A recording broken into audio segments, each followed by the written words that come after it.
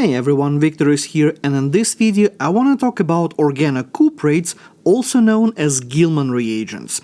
So when it comes to organometallic compounds, typically we are going to be looking at the organolithium compounds, organomagnesium compounds, also known as the Grignard reagent, and the third most common reagent that you are going to see is going to be organocuprates or Gilman reagents. Now, one of the biggest differences between all of those reagents is their reactivity. When it comes to organolithium compounds, they are among the most reactive organometallic compounds, while the organocuprates, they are actually one of the mildest ones. And one of the big reasons here is the differences in the electronegativity of those metals. If we think about carbon's electronegativity is about 255. So if we are thinking about the carbon-lithium bond, well, lithium's electronegativity is 0.98, which means that the difference in the electronegativity is nearly 1.6, making that bond almost ionic, meaning that carbon has nearly full negative charge, making it extremely nucleophilic and extremely reactive.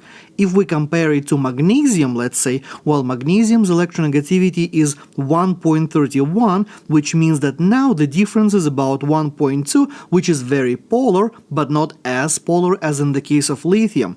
Now, if we move on to copper, well, copper in comparison is significantly more electronegative itself, so whenever we have a direct carbon-to-copper bond, the electronegativity difference there is only 0.65, which is almost a non-polar bond. So we have a drastic difference in the polarity of our carbon-to-metal bond, where organolithium compounds are incredibly polar and organocuprates are not very polar. And since they are least polar compounds, they are going to be the least reactive ones. And this drastic difference in polarity does bring a drastic difference in reactivity of those compounds. But before we talk about the specific reactions of organocuprates, let's talk about how we make those compounds. So when it comes to the preparation of organocuprates, we are going to start by making the organolithium compound first. So if, let's say, I take this butyl bromide,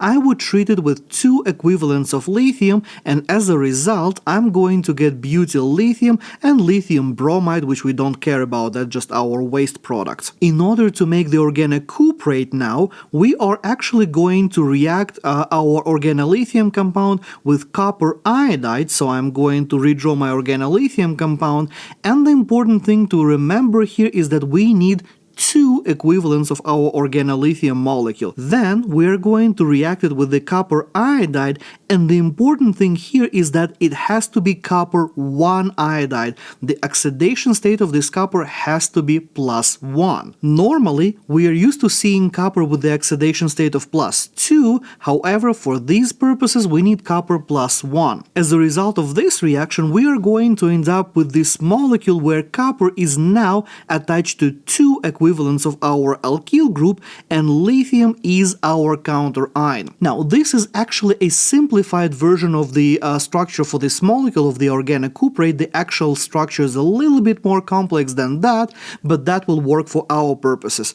And sometimes you can see that instructors represent it as like this, putting the alkyl group into parentheses and saying that we have 2 of those alkyl groups.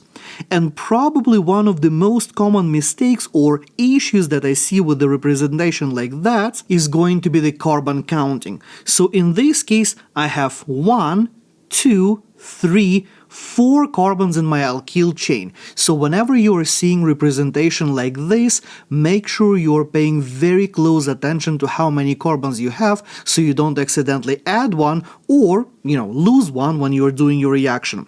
Also, sometimes I see that instructors represent that essentially as the source of this nucleophilic butyl group in this particular case, but nucleophilic alkyl in general, and instead of writing the entire lithium cuprate that we have here, they just write this, alkyl group with a negative charge. And while that is a super crude oversimplification, things like that do show up sometimes in lecture notes, so if you see something like that, you got to know that this is a very crude abbreviation of what the molecular structure is. For the purposes of this video, I'm going to be using this representation over here. And so now, when we know how we make our organocuprates, let's talk about the reactions of those molecules, starting with the reaction with alkyl halides. So I'm going to be using dimethyl cuprate as my example molecule for all of my examples and reactions here. So basically, whenever I write this CH3 copper lithium,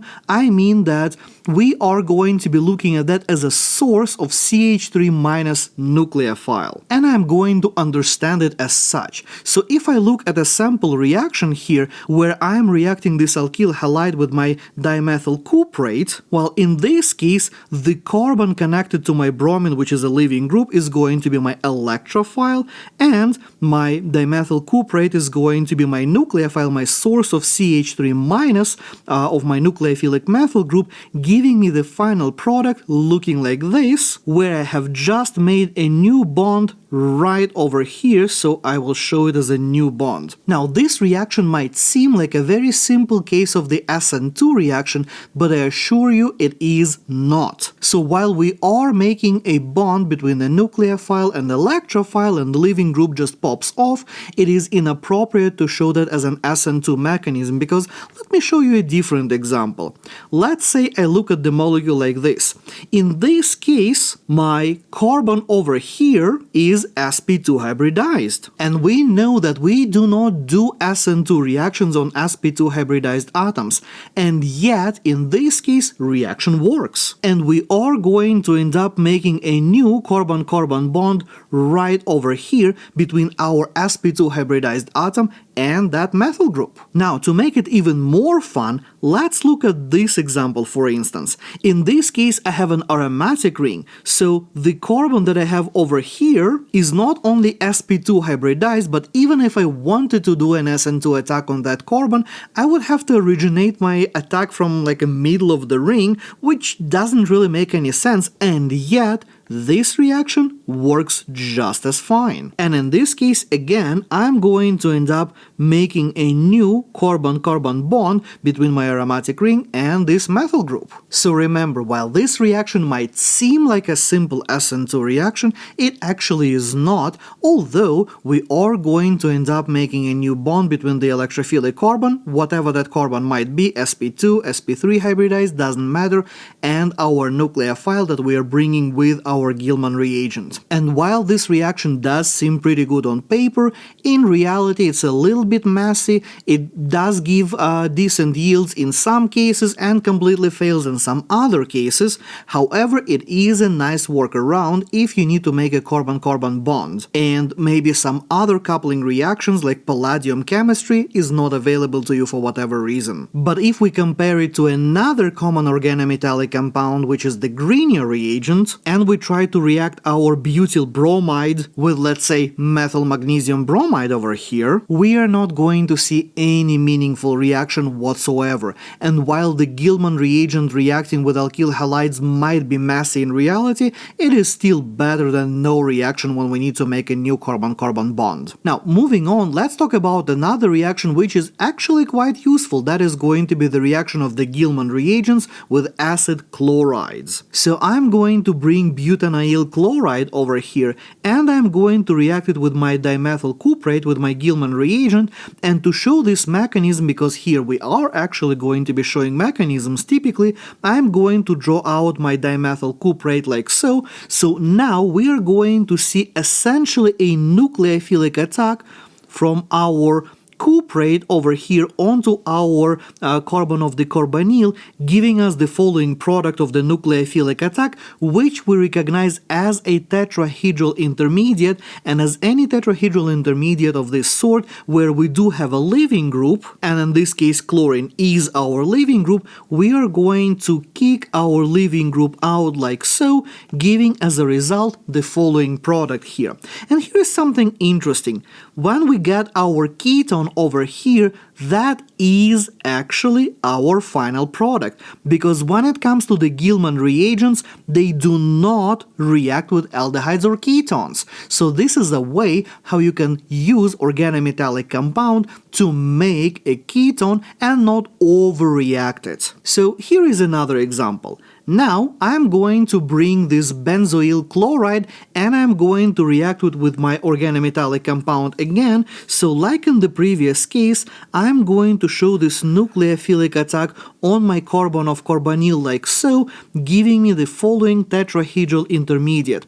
Now from this point, just like what we saw a moment ago, we are going to kick our leaving group out, giving us the final product here, which is going to be an aromatic ketone. And since I have started comparing my Gilman reagent with the Grignard reagent, let's do the same reaction with the Grignard reagent. I'm going to bring my benzoyl chloride and I will react it with the methyl magnesium bromide followed by the aqueous workup. Well, in this case, the Grignard reagent is going to react twice, giving us a tertiary alcohol instead of the ketone. And while the Grignard reagent could be persuaded to stop at the midpoint and form the ketone using special additives and other catalysts in this reaction, that goes beyond the scope of this particular video, and regular Grignard reaction will go all the way to the alcohol instead. However, the Gilman reagent, our alkyl cuprates, those guys will stop at the formation of the ketone without any extras or additives or any kind of magic persuasion, which can be extremely useful in organic synthesis, and because of that, you can be safe in the presence of the aldehydes or ketones because your Gilman reagent will not touch them. But where the Gilman reagent truly shines is in the reaction with the alpha-beta unsaturated carbonyls. So let's look at this reaction when I'm going to take this cyclohexene on and I'm going to react it with my dimethyl cuprate, and in this case my attack actually going to happen at my conjugate position, at my position number 4, like so, giving me the following intermediate, which is an enolate. And then we are going to follow it up with the acidic workup, so the enolate is going to get protonated like this, giving us the final product, in this case, the molecule where we have created a new carbon-carbon bond at the beta position over here, so I'm going to show that as my new bond. Now, as per usual, if I were to compare it to the reaction with the Grignard reagent, let me redraw my molecule over here, and I'm going to bring in my methyl magnesium bromide.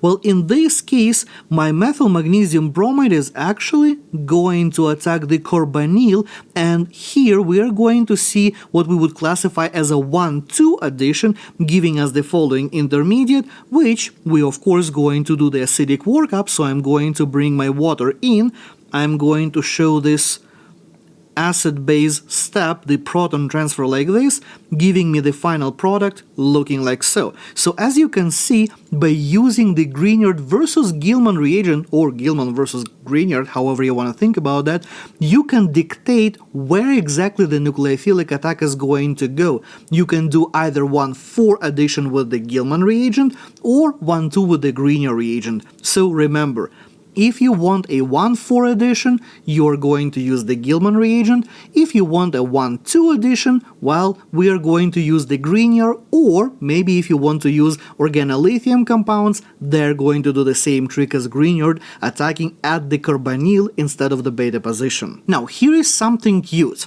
In my reaction with the Gilman reagent, the intermediate over here is the enolate. So because I'm forming this enolate, I can actually do a trick with the double alkylation. Let me explain. I'm going to leave just this part of the mechanism on the screen, and now instead of immediately doing my aqueous workup as soon as I get my enolate, I'm going to bring in alkyl halide, let's say like this allyl bromide over here. Well, in this case, what we're actually going to see is that our enolate going to do the nucleophilic attack on our electrophilic carbon of our alkyl halide, and as a result of this nucleophilic attack, we are going to end up making a new carbon-carbon bond, so this way we have added one alkyl group via the Gilman reagent, and then we have added the other alkyl group via just a regular alkylation of the enolates. So this way you can actually add two alkyl groups to your compound